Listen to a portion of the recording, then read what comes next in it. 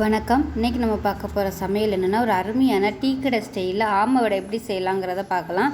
நல்ல டேஸ்ட்டாக இருக்கும். டீ கடைகளில் கொடுக்குற அதே டேஸ்ட் வரும். நல்ல கிறிஸ்பியாகவும் இருக்கும். எண்ணெயும் குடிக்காது. ஸோ வாங்க எப்படி செய்யலாங்கிறத பார்க்கலாம்.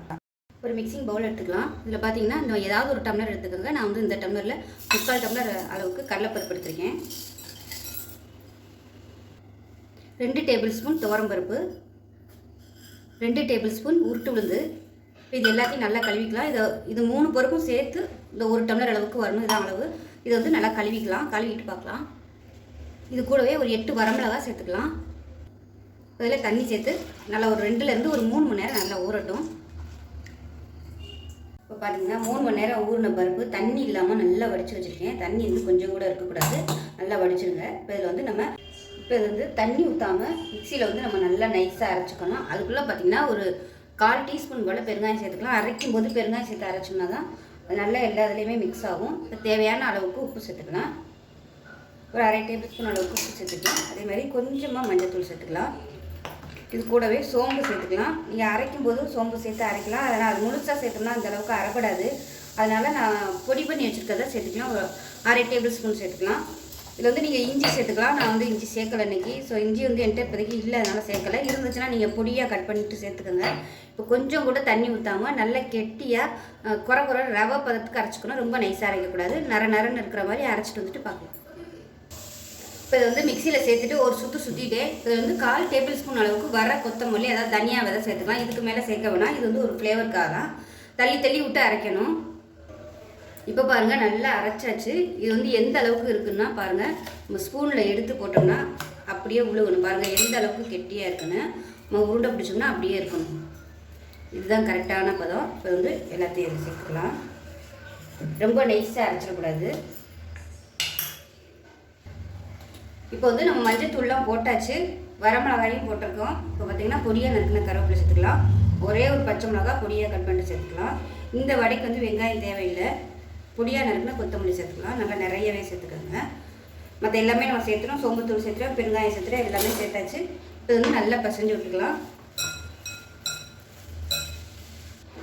இப்போ இதில் 1 டேபிள் ஸ்பூன் அளவுக்கு எண்ணெய் சேர்த்துக்கலாம். ரீஃபைண்ட் ஆயில், சாதாரண ரீஃபைண்ட் ஆயில் சேர்த்துக்கலாம். இது எல்லாத்தையும் பிசைஞ்சிட்டு சின்ன உருண்டையாக உருட்டி எடுத்துக்கலாம். ஒருவேளை நீங்கள் வந்து அரைக்கையில் தண்ணி வந்து கூட வந்துடுச்சு, என்ன பண்ணுறது அப்படின்னு தெரியலைன்னு பார்த்தீங்கன்னா 1 டேபிள் ஸ்பூன் வந்து அரிசி மாவு சேர்த்துக்கோங்க. அரிசி மாவு சேர்த்துட்டிங்கன்னா உங்களுக்கு அது தண்ணியெல்லாம் இழுத்துரும். தேவைப்பட்டால் மட்டும் சேர்த்துக்கோங்க. இல்லைன்னா அந்த டிஷ்ஷுக்கு வந்து அரிசி மாவு தேவையில்லை. இப்போ எந்த சைஸுக்கு நமக்கு வேணுமோ அந்த சைஸுக்கு வந்து நம்ம உருட்டி எடுத்துக்கலாம். உருட்டிட்டு கையில் ஃபஸ்ட்டு வந்து நீங்கள் எல்லாத்தையுமே உருட்டி வச்சுக்கிட்டு அதுக்கப்புறமா எண்ணெயில் போடையில் தட்டிட்டு சேர்த்துக்கலாம். இது நம்ம வந்து நார்மலாக பருப்பு வடை தட்டுற மாதிரிலாம் தட்டக்கூடாது. இது வந்து ஆமை வடைங்கிறதுனால இந்த மாதிரி உள்ளங்கையில் வச்சு லைட்டாக அப்படி ப்ரெஸ் பண்ணிங்கன்னா மேலே வந்து நல்லா அப்படியே கும்மலாக இருக்கும். இந்த சைடெலாம் பார்த்திங்கன்னா நல்லா தட்டையாக இருக்கும். ஸோ இதுதான் இந்த மாதிரி தான் வந்து ஆமை வடை செய்யணும். இதே மாதிரி எல்லாத்தையும் செஞ்சு எடுத்துக்கலாம். ஏன்னா நல்லா சூடாகிடுச்சு. இப்போ நம்ம ஒவ்வொரு வடையாக போட்டுடலாம். மேல் பகுதி வந்து கனமாகவும் சுற்றி உள்ள பகுதி வந்து லேசாகவும் இருக்கணும். ஸோ அந்த மாதிரி வந்து நம்ம தட்டிட்டு போட்டுக்கலாம். எண்ணெயோட சூடு மிதமான இதில் இருக்கணும். ரொம்ப ஹையில் இருந்துச்சுன்னா போட்டோடனே சட்டுன்னு கறியிரும். அதே மாதிரி வடை போட்டோடனே பரட்டி விட வேணாம். 1 நிமிஷம் அதுக்கப்புறமா ஒன்றுனா வந்து திருப்பி விட்டு நல்லா பொன்னிறமாக வர அளவுக்கு நம்ம வேக விட்டு எடுக்கணும்.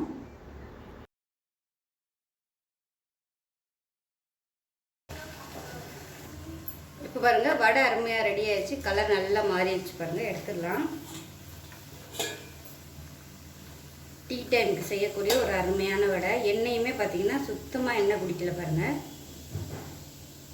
நல்லா அப்படியே வடை உடனே ட்ரை ஆகிடுது பாருங்கள். சுத்தமாக எண்ணெயை குடிக்கல.